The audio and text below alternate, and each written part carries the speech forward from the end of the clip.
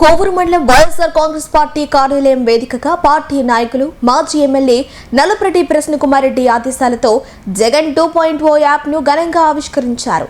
ఈ సందర్భంగా నాయకులు మాట్లాడుతూ పార్టీకి సంబంధించిన పలు యాప్లు, సోషల్ మీడియా ఖాతాలు బ్లాక్ అయిన నేపథ్యంలో కార్యకర్తలకు ప్రత్యామ్నాయ వేదికగా నిలిచేందుకు ఈ సరికొత్త యాప్ను రూపొందించినట్లు వెల్లడించారు. కూటమి ప్రభుత్వంపై తిరగబడి ప్రజల సమస్యలపై ధైర్యంగా ప్రశ్నించేందుకు ఇది ఒక ఆయుధంగా పనిచేస్తుందని, కార్యకర్తలు తమకు జరుగుతున్న అన్యాయాలను ఇందులో అప్లోడ్ చేస్తే కేంద్ర కార్యాలయం ద్వారా నేరుగా పరిశీలించి తగిన చర్యలు తీసుకుంటామని హామీ ఇచ్చారు.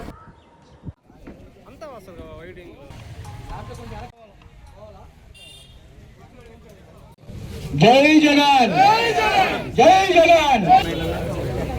2.0 కార్యక్రమం చాలా మంచి కార్యక్రమం. ఎందుకంటే మన పార్టీ అధ్యక్షుడు సందేశాలు అయితేనేమి, పార్టీ కార్యక్రమాలు అయితేనేమి, మారుమూల పార్టీ కార్యకర్తలపై జరుగుతున్న అన్యాయాలు అయితేనేమి, అన్ని విషయాలు ఈ 2.0 యాప్ ద్వారా డౌన్లోడ్ చేసుకొని అన్ని విషయాలు అప్లోడ్ చేస్తే పార్టీకి, నాయకులకి ఏ మారుమూల ప్రాంత నియోజకవర్గ ప్రాంతమైనా, గ్రామాల్లో అయినా జరిగే ప్రతి కార్యక్రమం కూడా, పార్టీ కార్యక్రమం అయితేమి, మన పార్టీ నాయకులపై ఎవరైనా దుశ్చర్యలకు పాల్పడినా, ఏదైనా అన్యాయం జరిగినా అవన్నీ పార్టీ దృష్టికి తీసుకుని పోయేందుకు ఈ 2.0 కార్యక్రమం ఏర్పాటు చేయడం జరిగింది. ముఖ్యంగా వాస్తవాలు ఒక్కోసారి కార్యకర్తలతో కూడా పంచుకోవాల్సిన అవసరం ఉంది. ఎందుకంటే వైఎస్ఆర్ కాంగ్రెస్ పార్టీ అధికారంలో ఉన్నప్పుడు పార్టీ నాయకుల్ని, కార్యకర్తల్ని అందరినీ విస్మరించింది. జగన్మోహన్ రెడ్డి గారు కూడా నాయకులను కూడా, కార్యకర్తలను విస్మరించాడు. ఆయన ఎలక్షన్ల వరకే పార్టీలు, తర్వాత పార్టీ లేదు, అధికారంలోకి వచ్చిన పార్టీ అందరూ కూడా సమానం లేని ఉద్దేశంతో ఆయన ఏ సంక్షేమ కార్యక్రమం చేపట్టినా, ఏ కార్యక్రమాలు, అభివృద్ధి కార్యక్రమాలు చేపట్టినా పార్టీలకు అతీతంగా అర్హులైన పేదలందరికీ కూడా సంక్షేమ పథకాలు అమలు చేశారు. మనం అధికారం కోల్పోయాక జగన్మోహన్ రెడ్డిలో మార్పు వచ్చింది. ఆయనే కొన్ని సందర్భాల్లో చెప్తున్నాడు, నేనే తప్పు చేశాను, పార్టీ విస్మరించాను, పార్టీకి నాయకులే, కార్యకర్తలే బలం, ఇక మీదట తప్పు చేయను. గ్రామాల్లో చిన్న కార్యకర్త, ఏ గ్రామంలో ఏ నాయకుడు, ఏ కార్యకర్తలు చెప్పిన పనులే రేపు అధికారంలోకి వచ్చే తర్వాత ఆ పనులన్నీ వాళ్ళ ద్వారానే చేస్తాం. మాకు కార్యకర్తల్ని నేను విస్మరించను, నాయకుల్ని విస్మరించను. రాబోయే ప్రభుత్వంలో వాళ్ళకి పెద్దపీట వేస్తాము. గ్రామాల్లో, మండలాల్లో కార్యకర్తలు, నాయకులు చెప్పిన మాటే పార్టీ తీసుకుంటుంది. వాళ్ళు ఏది చెప్పితే అది చేస్తుందని స్వయంగా జగన్మోహన్ రెడ్డి చెప్పటం పార్టీ నాయకులకి, కార్యకర్తలకి మనస్సులో కొండంత ఆశ చిగురించింది. ఏది ఏమైనప్పటికీ నష్టం జరిగిపోయింది. ఇలా ఈ గవర్నమెంట్ కూటమి ప్రభుత్వంలో ప్రశ్నిస్తే అరెస్టు, మాట్లాడితే అరెస్టు, ప్రభుత్వ వైఫల్యాలని ఏలెత్తు చూపటంలో ప్రతిపక్షం బాధ్యత.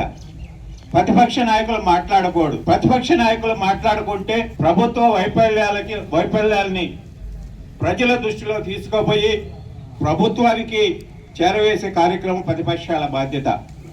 అటువంటి కార్యక్రమాలు మేము వైఎస్ఆర్ కాంగ్రెస్ పార్టీ నాయకులు మేము చేస్తే మా నాయకుల పైన సంఘ విద్రోహాల చట్టాలు, అరెస్టులు, నాన్ బెయిలబుల్ కేసులు, బాంబు దాడులు, ఇల్లు పగలగొట్టాలు, ఇలాంటి అరాచక కార్యక్రమాలన్నీ కూటమి ప్రభుత్వం చేస్తుంది. ఇది మంచి పద్ధతి కాదు. ప్రతిపక్ష బాధ్యత. మేము మిమ్మల్ని విమర్శిస్తుండాలా, మాలో మంచి మేము చెప్పే కార్యక్రమాలు అయితే మీరు స్వీకరించి మీరు ఆ కార్యక్రమాన్ని చేపట్టి ప్రజల మన్ననలు పొందాల. అలా కాకుండా ప్రతిపక్షంలో మాట్లాడితే అరెస్టు, భయపెడితే భయపడిపోయే పిరికి పొందల కారు వైఎస్ఆర్ కాంగ్రెస్ పార్టీ నాయకులు, కార్యకర్తలని ఈ సందర్భంగా తెలియజేస్తున్నా. నాయకులు ఈ 2.0 యాప్ని డౌన్లోడ్ చేసుకోండి. ఇది మీకు అందరికీ ఉపయోగపడుతుంది. అలాగే మనం రెడ్ బుక్ ధీటుగా డిజిటల్ బుక్ కూడా గతంలో ఆవిష్కరించుకున్నాం. ఆ రోజు కూడా మేము అందరం చెప్పాం, మన రాష్ట్ర వ్యాప్తంగా నాయకులు కార్యకర్తలు అందరూ ఆవిష్కరించినప్పుడు, గ్రామాల్లో మీకు ఏమి ఇబ్బంది జరిగినా డిజిటల్ బుక్ ఉంది, మనం అధికారంలో వస్తంగానే మీరు మనకు జరిగిన అన్యాయాలన్నీ గుర్తుపెట్టుకొని ప్రతి ఒక్కరి మీద చట్టపరమైన చర్యలు తీసుకుంటామని ఆ రోజు మన మాజీ ముఖ్యమంత్రి జగన్మోహన్ రెడ్డి చెప్పారు.